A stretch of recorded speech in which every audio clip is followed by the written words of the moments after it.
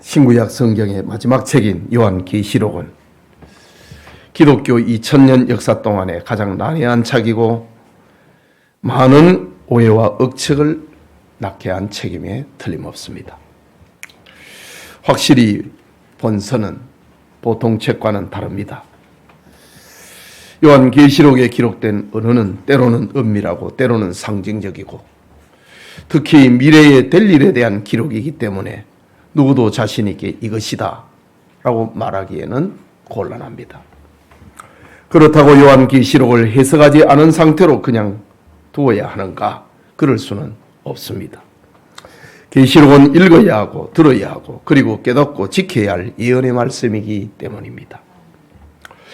요한계시록은 특히 박해와 환난의 시기에 하나님 신앙 때문에 고난받는 성도들을 위로하기 위하여 기록된 책입니다.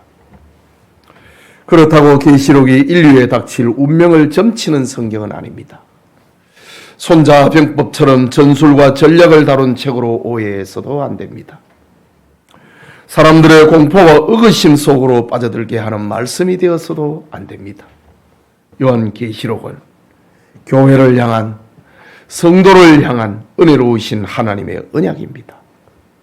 하나님의 영원한 구원 계획을 성취시키는 하나님의 고귀한 뜻이 담겨 있습니다.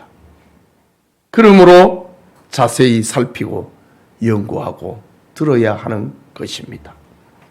오늘부터 개혁주의 신학의 정수인 구속사적인 관점으로 요한계시록 강의하는데 성경을 읽고 듣고 연구하고 깨달아 하나님이 이루고자 하시는 구원 역사에 쓰임받고자 합니다. 오늘 첫 시간으로 요한계시록 서론을 살펴보므로 은혜의 시간 되기를 원합니다. 먼저 명칭입니다. 성경의 명칭은 처음부터 정해진 것이 아니고 대부분의 성경이 그렇듯이 원문 성경의 첫 단어가 명칭으로 사용되었습니다. 계시록이라고 하는 명칭도 본소의 첫 낱말인 첫 단어인 아포칼립시스에서 온 말입니다. 그리고 요한계시록이라는 명칭은 2세기경부터 통용되어 현재에 이르고 있는데 본소의 정확한 명칭은 예수 그리스도의 계시입니다. 여기 계시란 말은 헬라어로 숨기다 라는 뜻의 칼립토와 드러나다 라는 아포의 결합형으로 하나님 편에서 비밀로 간직해 오던 것을 드러내 보여주셨다는 뜻입니다. 즉 그의 나라와 그의 그리스도와 그의 나라가 인류의 타락으로 가려졌다가 예수 그리스도의 구속 성취 후에 천사들을 통하여서 사도 요한에게 계시된 것입니다. 둘째로 저자를 생각합니다. 초대교회 이후에 계시록에 대한 요한의 기록이 아님을 공격하는 자유주의 신학자들과 성경의 영감성을 떨어뜨리는 사탄의 공격은 계속되었습니다. 그러나 성경을 기록하게 하신 하나님은 성경을 보존하게 하시고 성경과 교회의 역사를 통하여서 본서가 요한의 저작임을 권위 있게 주장하고 있습니다. 먼저 교회사에 나타난 증거로는 2세기 초의 순교자 저스틴은 동방교회의 파피아스와 더불어서 본서를 요한계시록이라 하므로 본서의 저자를 사도 요한이라 밝히고 있습니다. 그뿐만 아니라 사도 요한의 제자인 폴리갑 그리고 그의 제자인 이레니우스는 본서를 가리켜 요한의 환상이다 라고 했습니다. 그리고 초대교회의 교부인 터툴리안은 본서를 요한의 저작을 주장을 하며 계시록의 대부분을 자신의 글에 인용을 하게 됩니다. 결국 많은 도전과 반발에도 불구하고 본서는 사도 요한이 기록한 것으로 전통적으로 전해지고 있습니다. 가장 분명한 것은 성경의 증거인데 본서의 기록 중에 본서의 저자를 4번이나 요한이라고 밝히고 있습니다. 그러니 본서의 저자는 사도 요한임이 분명한 것입니다. 둘째로, 셋째로 수신자입니다. 요한계시록의 수신인은 엄격하게 구분을 하면은 에베소, 서머나, 버가모, 두아디라, 사데, 빌라델비아, 라오디기아 등 소아시아의 7교회입니다. 계시록 1장 11절에 네가 보는 것을 두루마리에 서서 에베소, 서머나, 버가모, 두아디라, 사데, 빌라델비아, 라오디기아 등 7교회에 보내라 하셨기 때문입니다. 7교회를 순회를 하려면 시계 방향으로 돌면 약 320km에 해당됩니다. 이런 한 교회에서 다음 교회까지의 거리는 약 40km 정도였는데 하루에 걸을 수 있는 거리였습니다. 사도 요한은 이 7교회를 순회하면서 목회한 것으로 추정됩니다. 또한 7교회가 위치했던 각 도시는 소아시아 지방의 문물의 중심지였으며 각 도시 간에는 도로가 연결되어 상호 교류가 빈번했습니다. 그 중에 에베소는 웅장한 아데미 신전이 위치해 있었고 서머나는 소아시아의 중심 항구로서 기능을 발휘하고 버가모는 거대한 제우스 신전과 지방 행정 광청의 소재지요 소아시아주의 수도였습니다. 두아디라는 농업과 면직공업의 중심지였고 사대는 역사상 가장 오래된 도시 중에 하나였습니다. 그리고 리디아 지방의 수도였습니다. 빌라델피아는 소아시아 지방의 가장 비옥한 고원 평야로서 평야로 들어가는 길목에 위치하고 있었고 라오디게아는 번창한 은행의 중심지요 양털과 안약의 생산지였습니다. 이처럼 당시 소아시아에 있는 7교회, 이들은 전 세계 교회를 상징을 합니다. 물론 7교회 외에도 많은 교회가 있었지만은 주님께서 7교회만을 수신자로 택한 것은 상징적인 숫자를 중시하고 있는 본서의 특징 가운데 하나입니다. 사도 요한 역시 7이라는 완전수를 염두에 두었던 것 같습니다. 따라서 본서는 소아시아의 7교회를 통해서 세계 교회와 전 역사 속에 존재하는 교회를 향한 주님의 메시지로 보는 것입니다. 네 번째로 기록의 연대와 기록의 장소입니다. 요한이 계시를 받은 곳은 본서에서 밝혀지고 있는 대로 patmos섬입니다. 계시록 1장 9절에 나 요한은 너희의 형제요 예수의 환난과 나라와 참음에 동참하는 자라. 예수의 말씀과 하나님의 말씀과 예수를 증언하였으므로 말미암아 pat모라 하는 섬에 있었더니 라고 합니다. 여러분, pat모섬은 에게 바다에 산재하고 있는 군도 중에 하나인데 면적은 약 40제곱킬로미터의 넓입니다. 작은 섬이지요. 이 섬에는 채석장이 있는 황무지로서 당시 로마 제국의 정치범들의 유배지로 사용되었습니다. 사도 요한은 황제 숭배를 거절한 죄로 90노구의 몸으로 이곳에 유배되었고 지금도 이 섬에는 계시동굴이라 불리는 요한과 관련된 흔적이 남아 있습니다.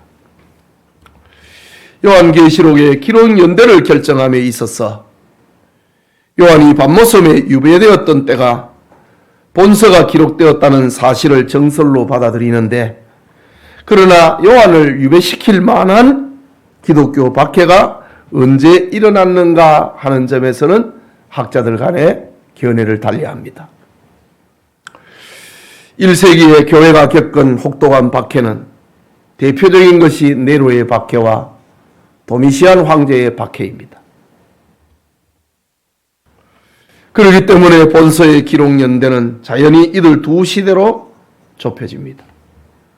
먼저 요한이 네로 시대에 유배되었다고 주장하는 학자들은 본서의 기록 연대를 54년에서 68년경으로 봅니다. 그러나 본서를 기록한 때에는 도미시안 황제로 봅니다.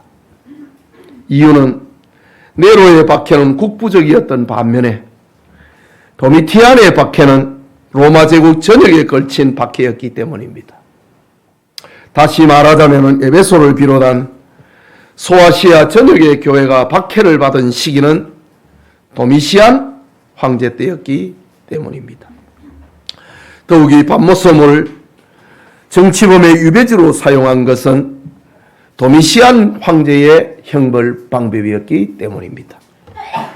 그렇기 때문에 요한계시록의 연대는 도미티안 황제의 교회 박해 시기인 95년에서 96년으로 좁혀지게 되는 겁니다. 그리고 기록의 목적입니다. 로마 도미티안 황제의 통치는 극심한 재난과 함께 시작이 됐습니다. 도미티안은 베스파시안 황제의 아들로서 그는 형 티투스의 후계자로 AD 81년에 황제로 등극했습니다. 이때 로마는 저 유명한 베스비시우스 화산이 폭발하고 지진 등 재앙이 계속되었던 때입니다. 시민들은 구심점을 잃고 혼란과 공포에 떨었습니다. 이때에 황제로 등극을 했던 도미티안은 시민들의 마음을 모으기 위하여서 백성들에게 황제 숭배를 강요했습니다. 다른 황제들도 신격화된 예는 있었지만은 대부분은 신하들에 의해서 신으로 숭배받았고 때로는 사후의 원로원에 의해서 신격화되었습니다. 그런데 도미티안은 자기가 등극하자마자 자신이 직접 자기를 신격화했습니다. 도미티안은 83년에 아들이 죽자 그의 아들을 신으로 선포하고 아들의 어머니를 여신으로 선포하기도 했습니다. 이 같은 신격화와 터무니없는 명칭들 그리고 있을 수 없는 능력에 대한 찬양은 요한계시록에 잘 반영되어 있습니다. 당시 박해의 대상은 황제의 숭배를 거부하는 사람들이었지만은 그들은 대부분 유대인들과 그리스도인들이었습니다. 특히 기독교인들은 더 혹독한 박해와 대우를 받았습니다. 그래서 유대 역사가 유세비우스는 도미티안을 가리켜서 하나님에 대한 증오와 적의를 가진 네로의 계승자이며 우리를 두 번째로 박해했던 자다라고 편지하고 있습니다. 요한계시록은 당시의 상황에서 알 수 있듯이 로마 제국은 교회 생존에 직접적이고 계속적인 위협을 가했습니다. 당시 교인들은 자신의 미래에 대한 불확실성이 커졌습니다. 이때 주님께서 자기 백성된 성도들을 향한 격려와 경고의 메시지로 주신 것이 요한계시록입니다. 요한계시록의 내용 속에는 명확하게 또는 상징적으로 나타나 있습니다. 특히 교회들에 대한 격려는 원수들을 심판하고 성도들을 구원하여 하나님의 나라를 이루시는 그리스도의 재림에 초점을 맞추고 있습니다. 따라서 본서의 기록 목적은 격려와 경고를 주기 위함이요 중심 주제는 그리스도의 재림이다 라고 정의할 수 있습니다. 여섯째로 요한계시록의 특징입니다. 계시록은 다른 성경과 구별되는 몇 가지 특징을 가지고 있는데 그 첫째는 상징과 숫자들로 가득한 신비의 책입니다. 계시록에는 상징성이 풍성하기 때문에 하나하나가 무엇을 가리키는지 정확하게 알 수 없습니다. 숫자들 역시 상징적인 역할을 하고 있습니다. 이런 상징적인 묘사는 로마의 박해 아래 놓여 있는 교회가 스스로를 지키기 위한 최선의 방법으로 이해되기도 합니다. 둘째는 선과 악이 투쟁하는 이원론적인 역사 전개입니다. 악한 세력의 최종 총수인 사탄과 세상의 왕들은 교회를 박해하고 극심한 고통을 주지만은 결국은 심판을 받아 멸망합니다. 반면에 선의 대명사인 성도는 박해를 당하지만은 그리스도로 말미암아 최후의 승리와 영생 복락을 누리게 됩니다. 그리고 새 하늘과 새 땅에서의 삶으로 대단원의 막을 내리게 되는 겁니다. 선과 악이 투쟁하는 이원론적인 역사 전개다. 셋째는 그리스도 중심으로 구성입니다. 이것은 성부 하나님 중심으로 기록된 유대인의 묵시 문학과 대조를 이룹니다. 유대인들의 대표적인 묵시 문학은 다니엘서지요. 성부 하나님을 중심으로 기록된 책입니다. 반면에 요한계시록은 유대인의 묵시 문학을 따르면서도 그리스도 중심으로 변모시키고 있습니다. 본서의 주제인 그리스도의 재림을 부각시키므로 종말을 준비하는 데 초점을 맞추고 있는 성경입니다. 넷째는 요한계시록의 특징은 성경의 결론이자 완성입니다. 창세기는 첫사람 아담이 하나님 앞에 불순종함으로 상실한 에덴의 축복을 다루는 데 비하여서 요한계시록은 하나님의 말씀에 죽기까지 순종하신 마지막 아담 예수 그리스도에 의해서 회복될 에덴 동산과 그 축복을 다루고 있습니다. 창세기가 구속사의 시작이라면 계시록은 구속사의 완성입니다. 창세기가 서론이라면 계시록은 결론입니다. 그렇기 때문에 요한계시록은 이 시대의 교회와 성도들이 반드시 읽어야 할 성경인 겁니다.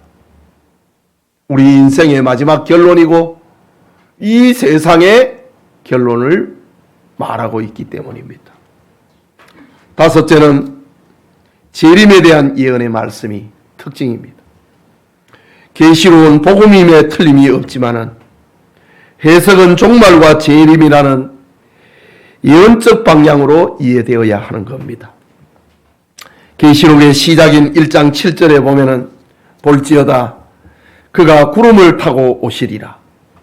각 사람의 눈이 그를 보겠고 그를 찌른 자도 볼 것이요 땅에 있는 모든 족속이 그로 말미암아 애곡하리니 그러하리라. 아멘 이라고 했습니다.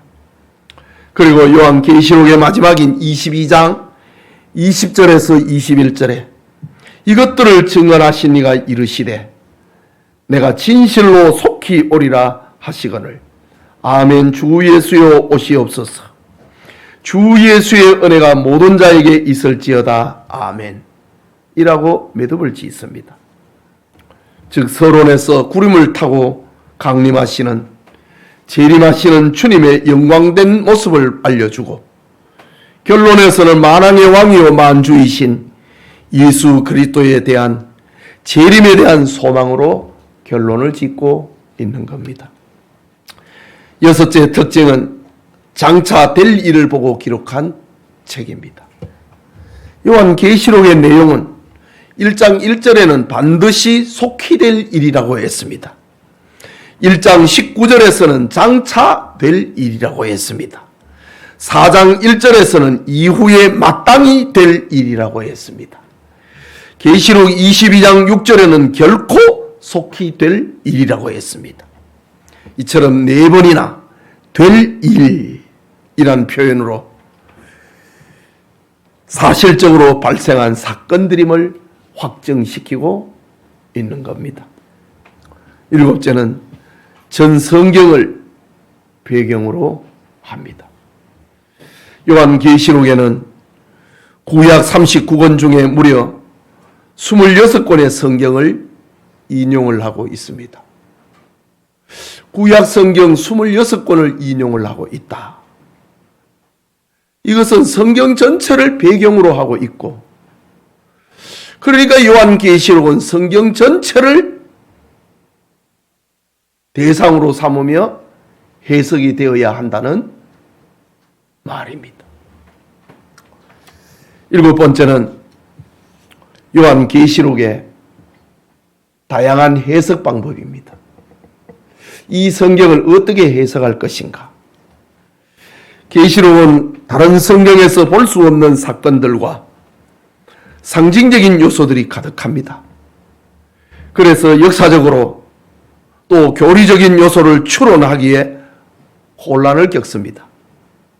그럼에도 계시록은 지난 2000년 동안 크게 네 가지 방법으로 해석되었습니다. 첫째는 영적인 해석법입니다. 이것은 역사상 알렉산드리아 학파 그들의 우화적 해석법과 방법과 맥을 같이 합니다. 그리고 현대에 이르기까지 오랜 역사를 가지고 있는 해석법입니다. 즉 계시록의 모든 사건을 모든 시대에 적용될 수 있도록 영적으로 우화적으로 해석을 하는 겁니다. 이 학설은 요한계시록의 사건을 문자적 해석을 반대하고 역사 속에 구체적으로 성취된 것을 부정을 하고 인류 전체의 상징적인 사건으로 간주합니다. 영적 해석법에 따르면 역사는 하나님과 사탄 또는 선과 악의 투쟁사로 보지요.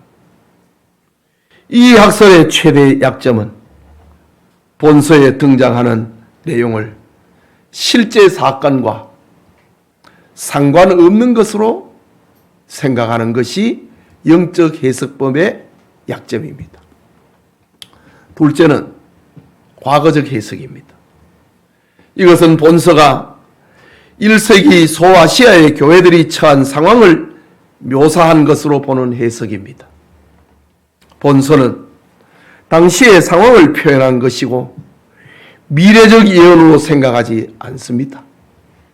예를 들면 본서에 언급되고 있는 바벨론과 짐승들은 당시 로마 정부를 가리키고 12장에 언급한 해를 입은 여인은 박해당하는 당시 교회로 해석합니다. 그리고 심판들은 본서의 저자인 요한이 살아있을 때 겪었던 국가적인 재앙들로 해석을 합니다. 그러니 이 해석의 단점이 드러납니다. 본서가 예언서임에도 불구하고 예언적인 요소를 무시하는 것. 이것이 과거적 해석법의 단점입니다. 셋째는 역사적 해석법이 있습니다. 역사적인 해석은 계시록에 언급되어 있는 봉환인, 7 나팔, 7 대정 재앙들은 사도시대부터 종말에 이르기까지 전개될 교회사의 파노라마라고 보는 겁니다. 이것은 본서에 언급되어 있는 적그리스도와 바벨론은 로마 제국과 로마 교황과 관련이 있다는 것입니다.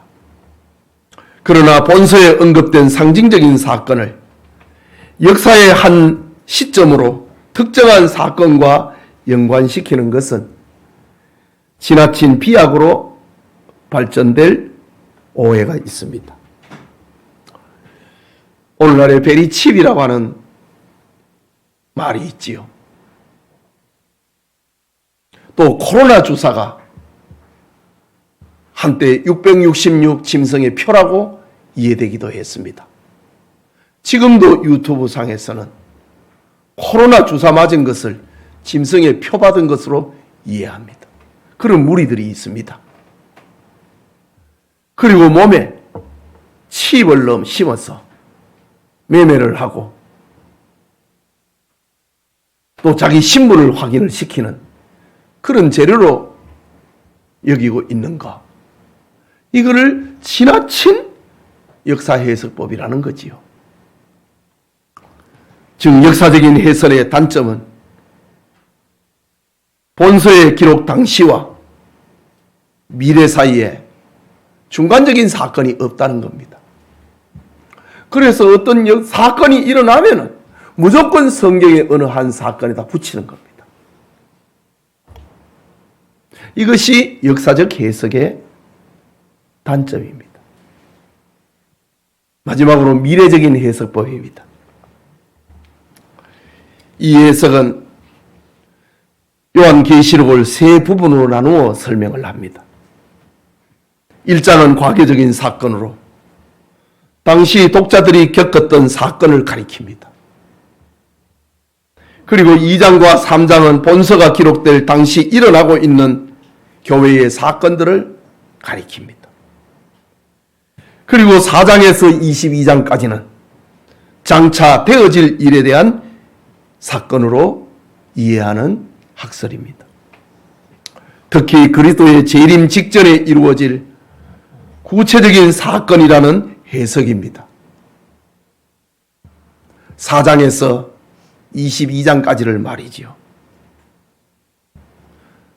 여기에서 천년왕국에 대해서는 전천년왕국설, 후천년왕국설, 그리고 무천년왕국설로 나누어지는데 이것은 그리스도의 재림을 기준으로 천년왕국이 전에 있느냐, 후에 있느냐, 아니면은 상징적으로 보느냐, 여기에 따라 전천년설, 후천년설, 그리고 무천년설 이렇게 나누어집니다. 이게 다 4장에서 22장까지 장차 되어질 일에 대한 이야기입니다. 정리하자면은 우리가 요한계시록을 해석하며 본서가 기록된 1세기의 기독교가 직면한 역사적 상황을 살펴야 됩니다. 동시에 요한이 경험하고 있는 환상과 그리스도의 재림과 최후 심판을 겸해서 생각해야 합니다. 이유는 요한계시록은 박해받는 모든 교회를 격려하고 모든 시대의 교회에게 짐승으로 상징된 사탄을 경계하기 위함이기 때문입니다. 저와 더불어 시작되는 요한계시록 강해는 많은 개혁주의 신학자들처럼 미래적인 해석이 뭐였지요? 1장은 이전의 사건으로, 2장과 3장은 7교회가 지금 당면한 사건으로, 그리고 4장에서 22장까지는 미래에 이루어질 사건으로, 저의 요한계시록 강해는 미래적인 사건과 무천년 왕국석을 따릅니다. 이유는 아직 이루어지지 않는 미래를 해석하며 영적인, 과거적인, 역사적인 해석을 병행함으로 다양성을 추구해야 하기 때문입니다. 그러니까 어느 한 해석법을 이것이다 라고는 말할 수가 없는 겁니다. 때로는 영적으로 해석해야 되고, 때로는 과거적으로 해석을 해야 되고, 때로는 역사적으로 해석을 해야 되고, 때로는 미래적으로 해석을 해야 되는 겁니다. 어느 한쪽에 몰입을 하면은 성경을 잘못 이해할, 잘못 해석할 오류가 발생하기 때문입니다. 이 시간 우리 예배드리는 성도님, 요한계시록은 예수 그리스도와 그의 교회의 최후 승리를 기록하고 있는 책입니다. 끝이 좋다. 끝이 이긴다. 이것이 요한계시록입니다. 예수 그리스도는 알파와 오메가요, 처음과 나중입니다. 예수님이 사망과 음부의 열쇠를 가진 영광의 그리스도라는 사실입니다. 요한계시록은 성도들의 최후 승리를 약속하고 있는 책입니다. 성도들에게 주어진 구원의 특별한 계시를 담고 있는 책입니다. 계시록에 나타난 그리스도와 교회가 이길 원수의 정체는 사탄입니다. 그 사탄은 한 큰 붉은 용이고 바다에서 올라오는 짐승이고 땅에서 올라오는 짐승입니다. 앞으로 요한계시록에서 12장과 13장에서 살펴볼 것이지만은 사탄의 정체는 한 큰 붉은 용입니다. 그리고 바다에서 올라오는 짐승은 권력입니다. 그리고 땅에서 올라오는 짐승은 종교입니다.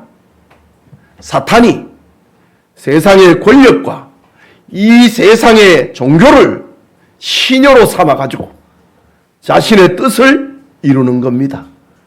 자신의 뜻은 바로 교회를 박해하고 교회를 박멸하는 것입니다.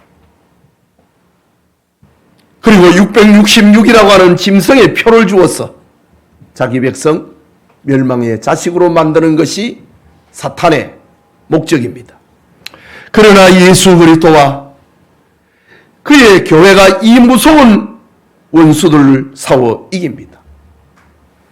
싸움터인 교회는 최전선에 있어서 온갖 도전에도 불구하고 궁극적인 승리를 얻게 되는 겁니다.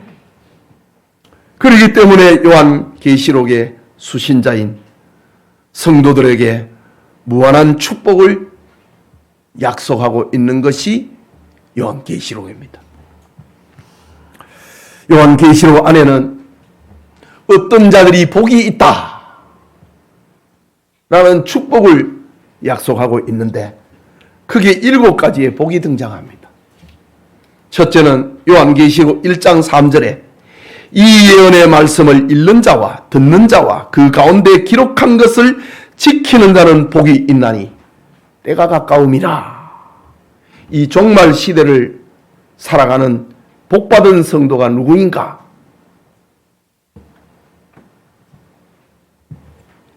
예언의 말씀을 읽는 자와 듣는 자와 그 가운데 기록한 것을 지키는 자가 복이 있다.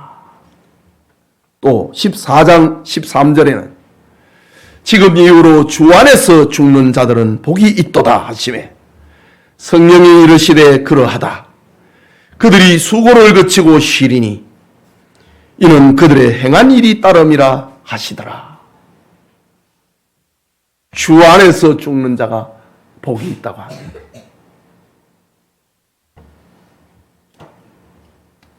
예수님을 그리스도로 믿다가 죽는 자, 예수님을 그리스도로 믿는다는 이유 때문에 죽임을 당하는 자,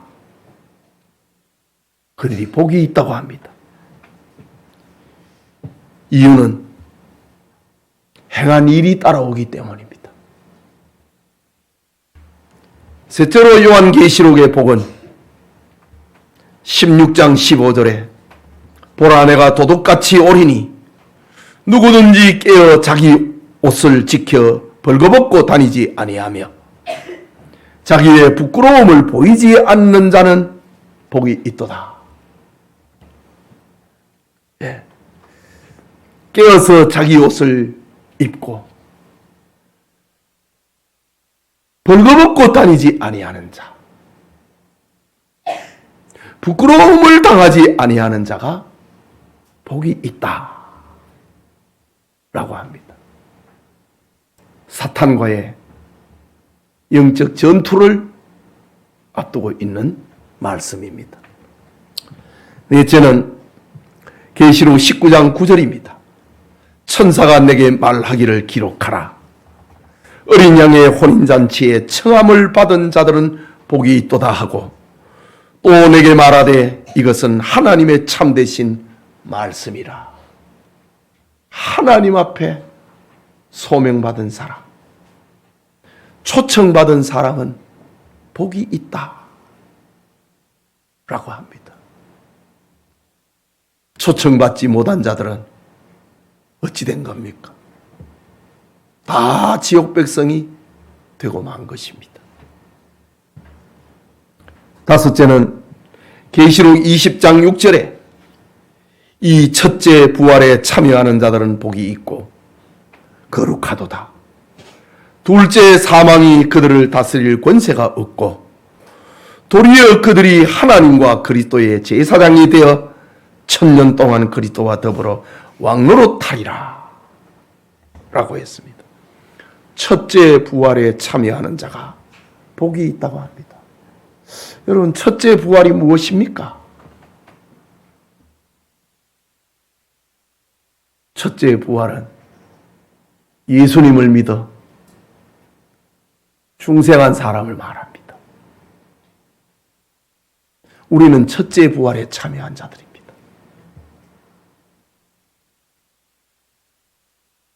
이 첫째 부활에 참여하는 자들은 복이 있다.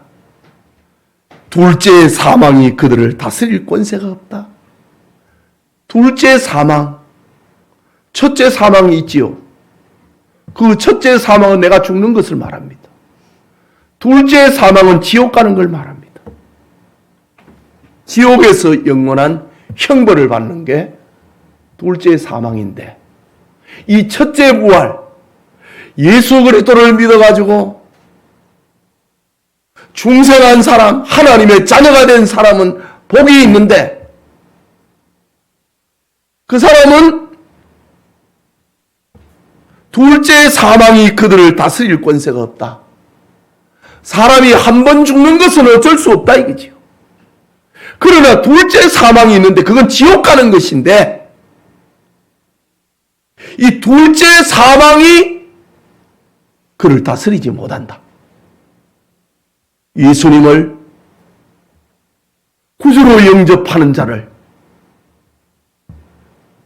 지옥을 가리키는 이 둘째 사망이 그를 다스리지 못한다. 첫째 부활에 참여한 그들이 하나님과 그리스도의 제사장이 되어 천년 동안 그리스도와 더불어 왕노릇하리라. 나중에 우리 천년왕국설에서 이야기를 하겠지만은, 우리가 무천론설을 믿고 따르는 것은 바로 이런 말씀 때문입니다. 예수님을 믿어서 중생받았다. 첫째 부활에 참여했습니다. 한 번 죽는 것은 어쩔 수 없지만, 첫째 죽음은 어쩔 수 없지만, 둘째 죽음, 지옥에 가는 권세가 우리를 다스리지 못한다. 그들이 하나님과 그리스도의 제사장이 되어 천년 동안 그리스도와 더불어 왕노릇하리라. 우리가 예수님을 믿는 그 순간부터 우리는 하나님과 그리스도의 제사장으로 사는 겁니다.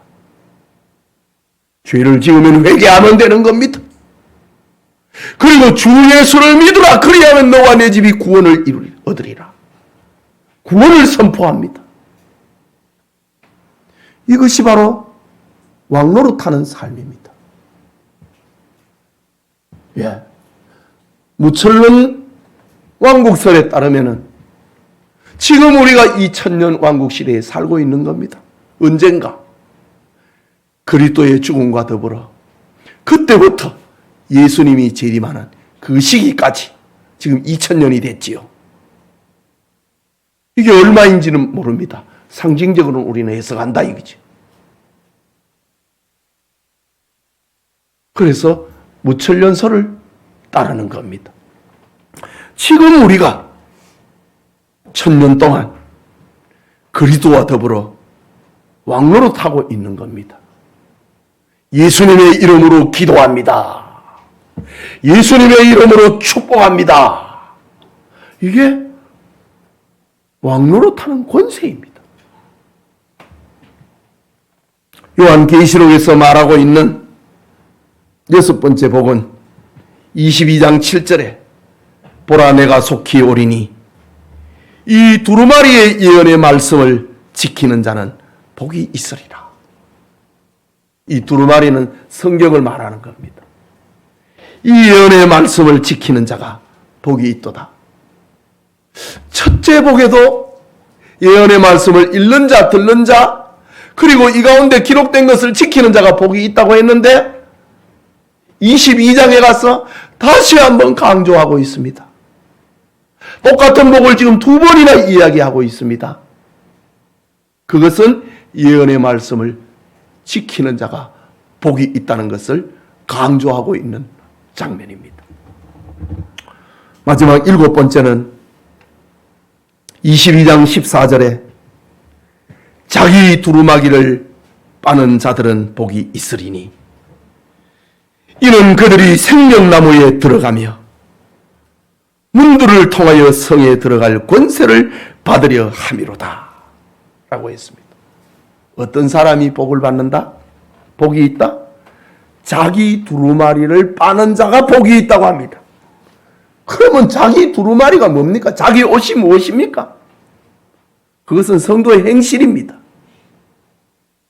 자기 두루마기를 빠는 자는 무엇입니까? 심는 것입니다. 죄를 회개하는 걸 말합니다. 이 불택자들은, 불신자들은, 사탄의 자식들은 회개를 안 하거든요. 그런데 하나님의 자녀들만 회개합니다.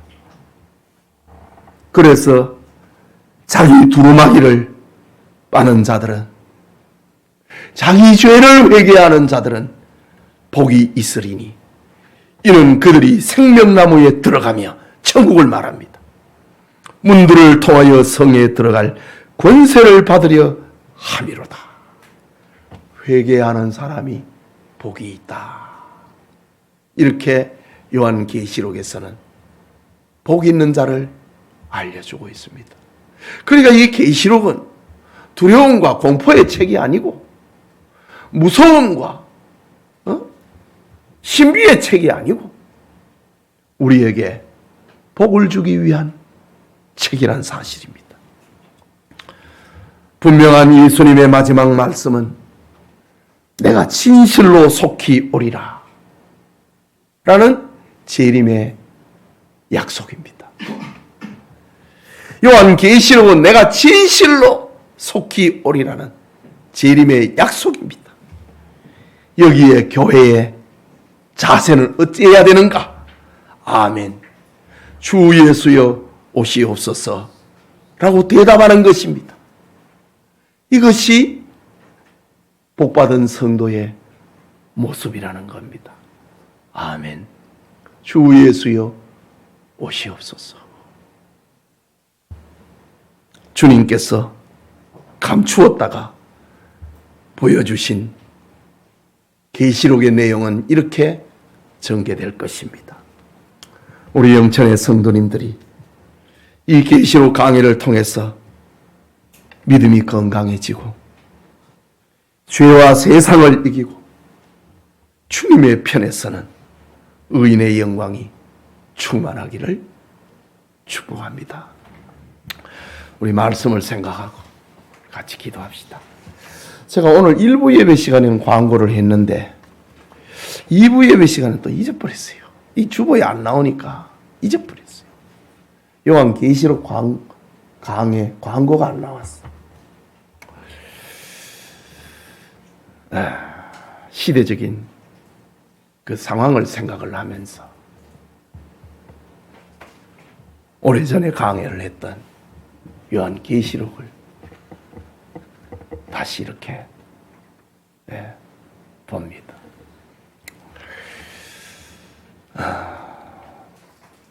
이거는 시대를 분별하는 지혜입니다. 요한계시록은. 그리고 예수님의 재림을 기다리는 믿음이자 소망입니다. 우리 계시록 강의를 통해서 이 시대를 분별하고 소망을 갖기를 위해서 우리 기도하고 또 주변에 길을 알지 못해서 방황하고 있는 이들, 그들에게 이런 계시록 강해를 동참을 할 수 있게 하는 것, 그 우리의 의무입니다. 이 자리에 아니라도 또 우리 교회 홈페이지나 유튜브를 통해서도 접근할 수 있다고요. 소개를 하고 전달을 하는 것. 이 구원의 길이고 생명의 길이고 축복의 길입니다. 복이 있다, 복이 있다, 복이 있다, 복이 있다. 7번이나 복이 있다고 말하는 거. 이걸 나만 누리면 안 되지. 예, 요한계시록을 강해하는 동안에 세상을 분별하는 지혜를 얻고 예수님의 재림을 소망하는 그런 믿음이 우리에게 풍성해지기를 위해서 우리 같이 기도합시다. 자비하신 하나님 아버지, 은혜를 감사합니다. 오늘 주일학교 교사 헌신 예배를 드리는 이 시간, 요한계시록의 첫 운을 떼었습니다. 계시록이 이렇게 전개될 것이라고 하는 서론의 말씀을 나누었습니다. 하나님, 이 성경을 주시면서 주님께서는 반드시 속히 될 일이라고 했습니다. 하나님 아버지, 우리에게 믿음을 주시고 우리에게 소망이 풍성해져가는 시간이 되도록 도와주옵소서. 길을 알지 못해 방황하고 있는 이들, 이 세상의 종말의 징조들로 넘쳐나는데 불안해하고 있는 이들, 염려하는 이들, 아니 아무것도 생각하지 않는 미련한 이들, 그들에게 이 구원의 말씀, 생명의 복음을 나누어 줄 수 있는 우리 교우들 되게 하여 주시옵소서. 계시록 강의에 하나님 은혜를 입혀주시고 종에게 믿음을 주시고 지혜를 주시고 분별의 능력을 더하여 주시옵소서. 잘 소화한 것을 교우들과 함께 나누는 복 있는 시간이 되게 하여 주시옵소서. 하나님 아버지, 오늘부터 우리가 살아가고 있는 이 어지럽고 혼란한 종말의 징조들로 넘쳐나고 있는 시대를 생각하며 요한계시록을 강해하며 시대를 분별하고 믿음과 소망이 더해가기를 원합니다. 주님, 우리와 함께 하옵소서. 많은 사람을 구원해내는 능력 있는 성도들이 되게 하여 주시옵소서. 예수님 이름으로 기도합니다. 아멘.